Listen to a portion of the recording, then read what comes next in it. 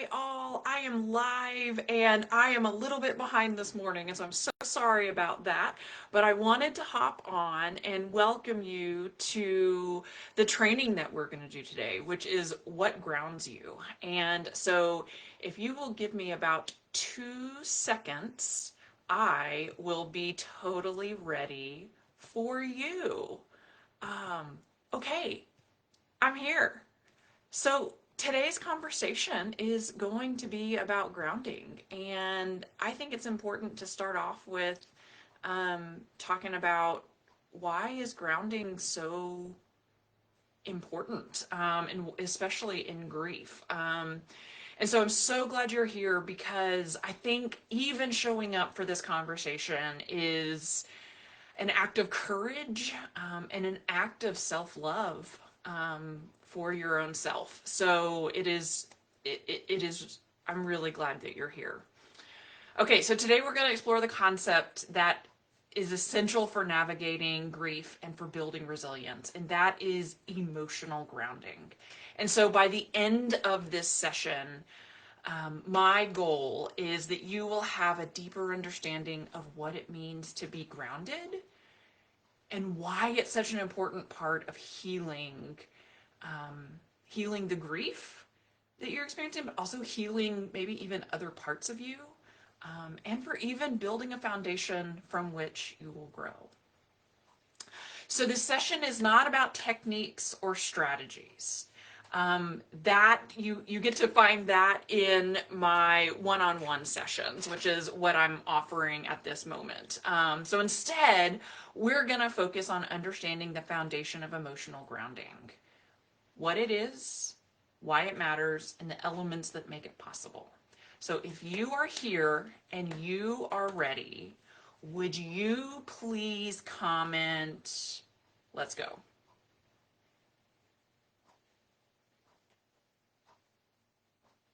Okay, so a few of you all are here. Okay, so good to see you. Why emotional grounding matters. So let's start by reflecting on why this is such a vital concept for healing in grief, healing in life, and for even personal growth. Um, you know this, grief can be wildly unpredictable. Um, and it can be a bully, and it can punch you, and it can wash over you.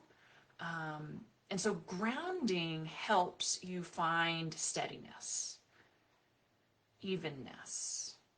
Even like, I think about it as like toe holds, or like handlebars. Like it can hold you steady when those grief waves are hitting, or as these sort of memories come up and you just feel punched in the gut.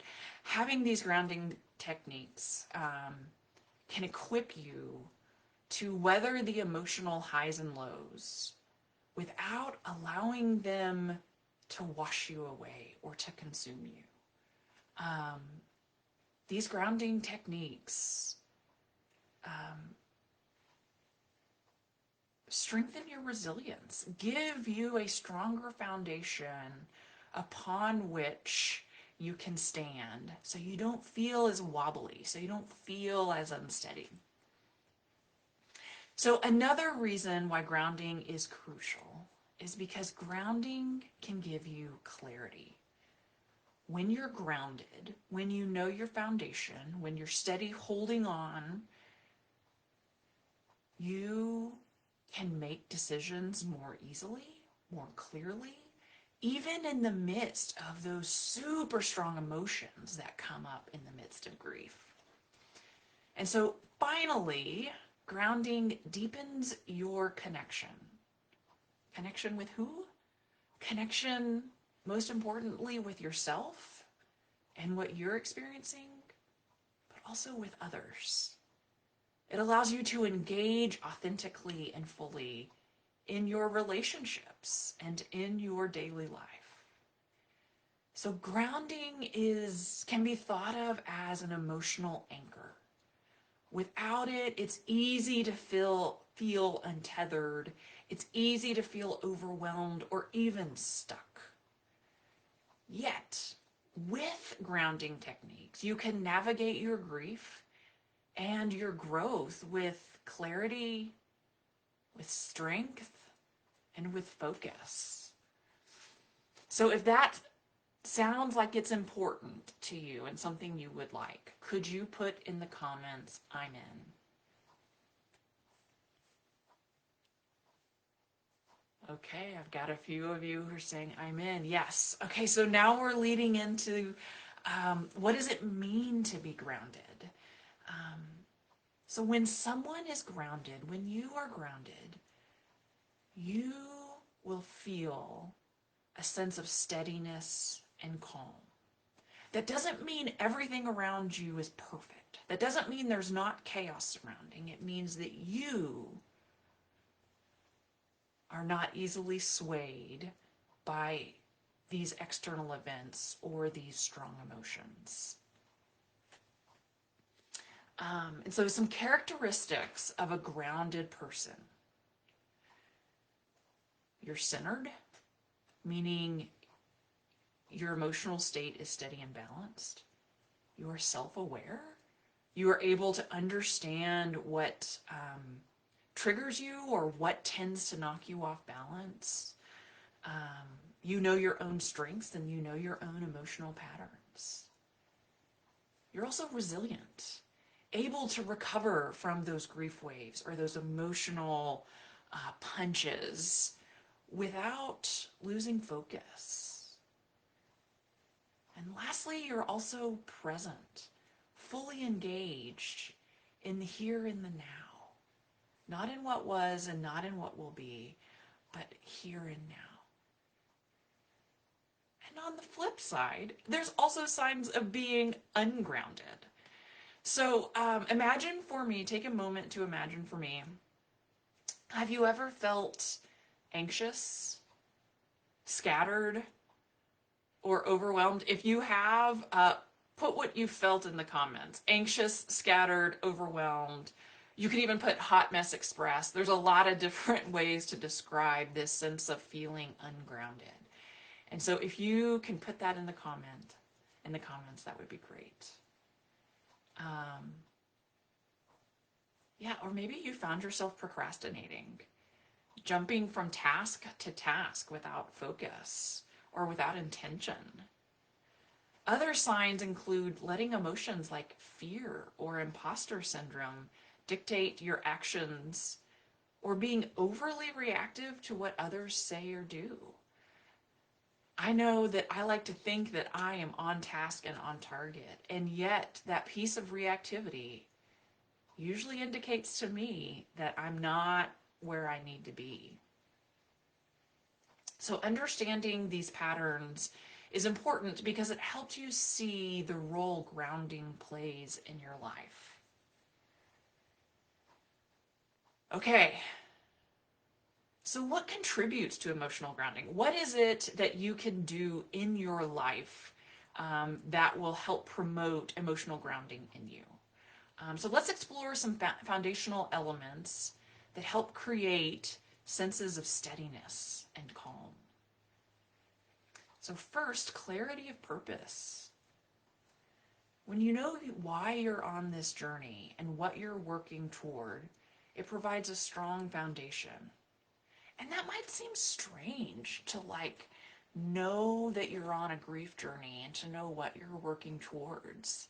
Yet one of the first things that I do with clients in our initial deep dive intake is we talk about what healing looks like. Like when you're on the other side of the grief journey or sort of over the biggest hump, what do you want your life to look like? What do you want to be doing? How do you want to be feeling? And when you think of your parent in those moments, how do you want to feel about that? Having that sense of knowing what you're working towards in your grief journey, man, it just provides, I just said foundation. I think another image is it's like your guiding star. You know where you're going.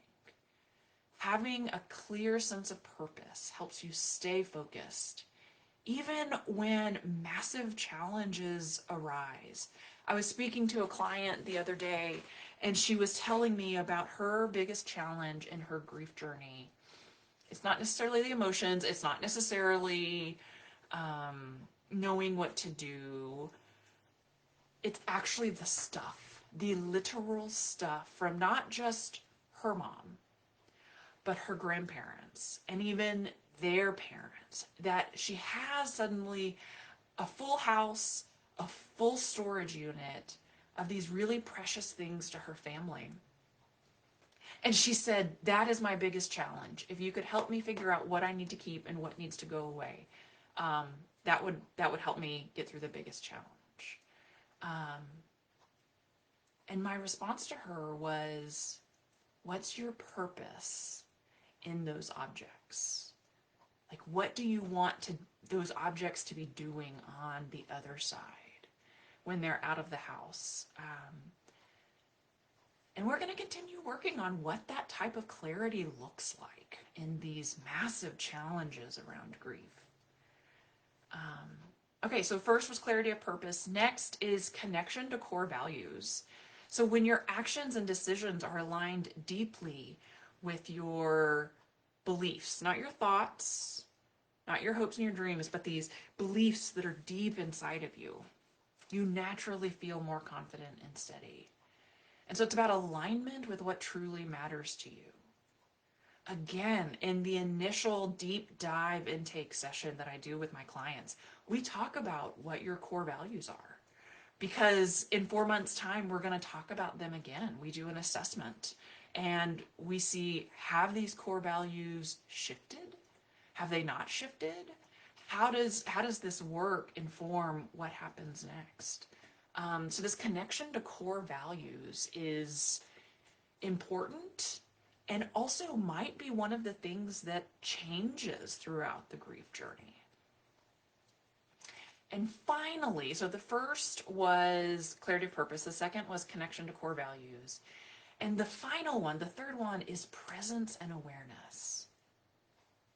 Gosh, I think in our super full, modern, crazy, overly connected, hyper independent life, it's so hard to simply be present in this moment. And so I can almost everyone I talk to struggles with this even before someone that they love has died, that sense of being present in this moment. And so being fully engaged in the present moment is presence and awareness. And when you're grounded, when you're settled into the here and now, you're less likely to be consumed by the guilt, by the regrets, about the worries, even about sort of future worries. You're letting your future self take care of those. So that right now is about right now. And so each of these elements, purpose, values, and presence, form the foundation of what keeps you grounded. And again, if you want to talk about the techniques and the strategies that you need, not that everyone else needs, but that you need in order to feel grounded, because they're not the same for everyone, reach out to me and let's book a call, because that is something we can talk through and that I can coach you on. So, and it's also something we do in my program. Okay, the role of grounding in your grief journey. So let's get directly to you. We're not talking sort of theory, we're talking about you. Grounding provides emotional clarity, allowing you to process these complex emotions associated with grief without becoming overwhelmed.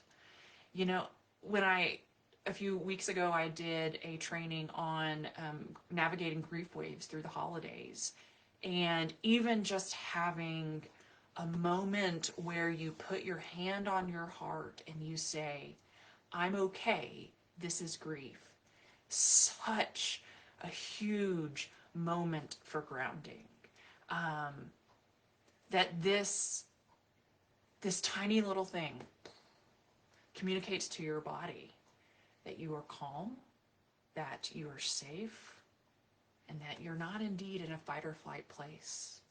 So again, this grounding provides a way to be, a way to process through the overwhelm, and to work through these complex emotions. It also strengthens resilience. So when you're grounded, you're better equipped to face the difficult moments and recover from them. Say you need to clean out that house, find some techniques that really put you in a grounded state. Maybe it's some deep breathing. Maybe it's going for a run beforehand. Because it'll help you feel equipped to face these difficult moments, and to move through them without getting stuck. And also, grounding fosters connection to growth. Where you are now in your grief journey is not going to be where you'll end up. It's not even going to be where you'll be in 3 months.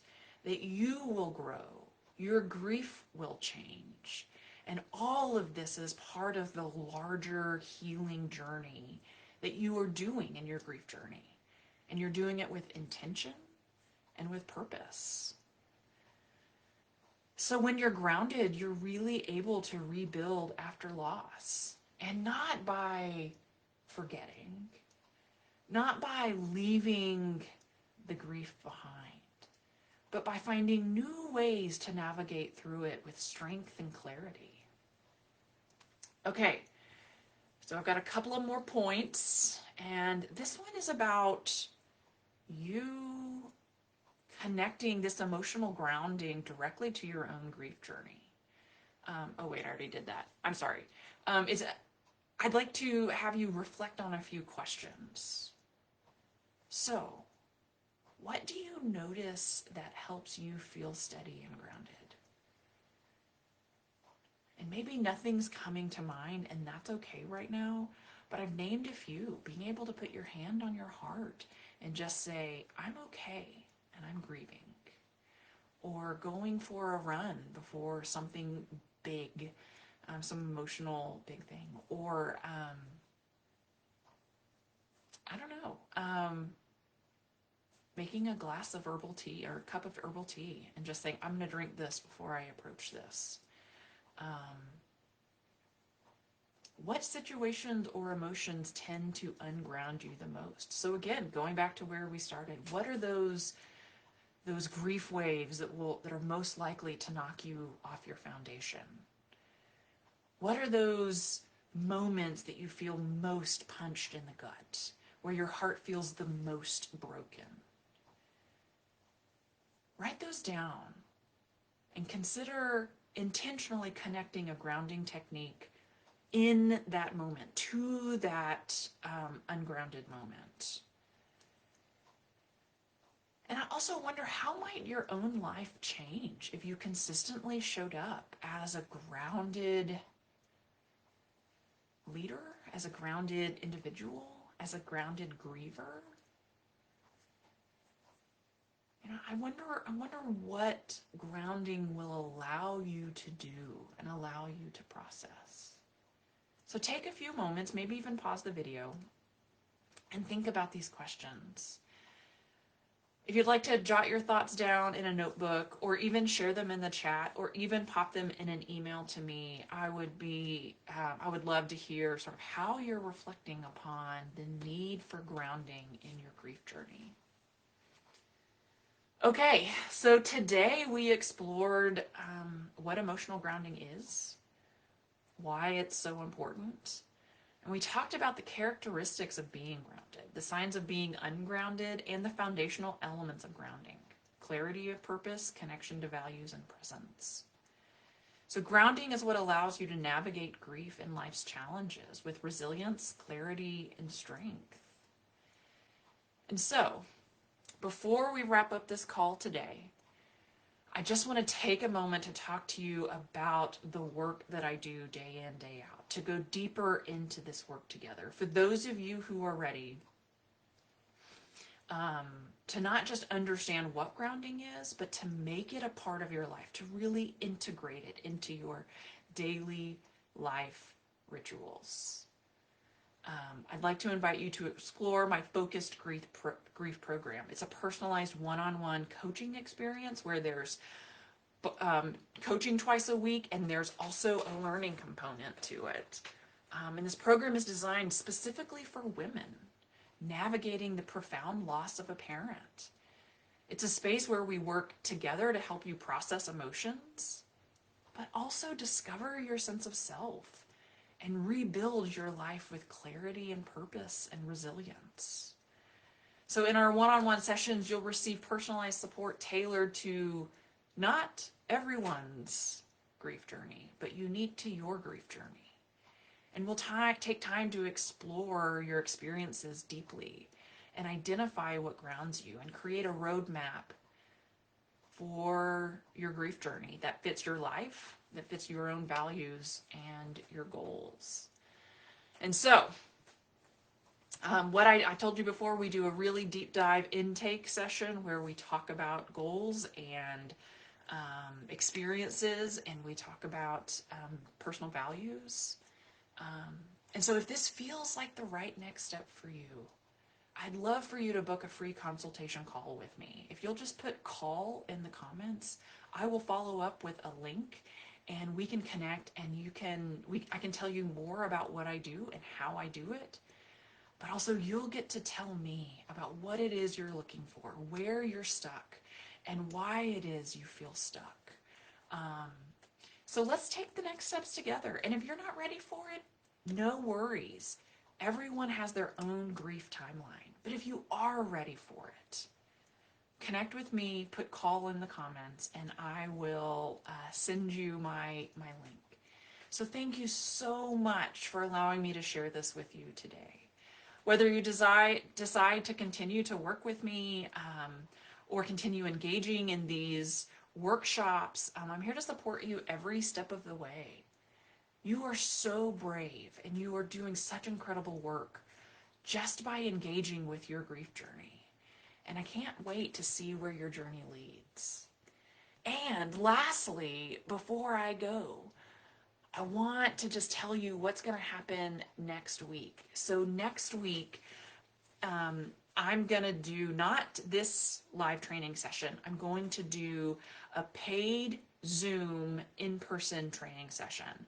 And so as soon as I get that information out, I'll get that out to you all. It's going to be $27, and it's going to be daily habits for healing. And it will incorporate these grounding techniques and strategies. It will incorporate things you do for your body to keep your body able to process these complex emotions. So yeah, we'll sort of do emotional, physical, mental connecting, and spiritual scales on your habits. So yeah, I look forward to seeing you next week, and have a wonderful week. Okay,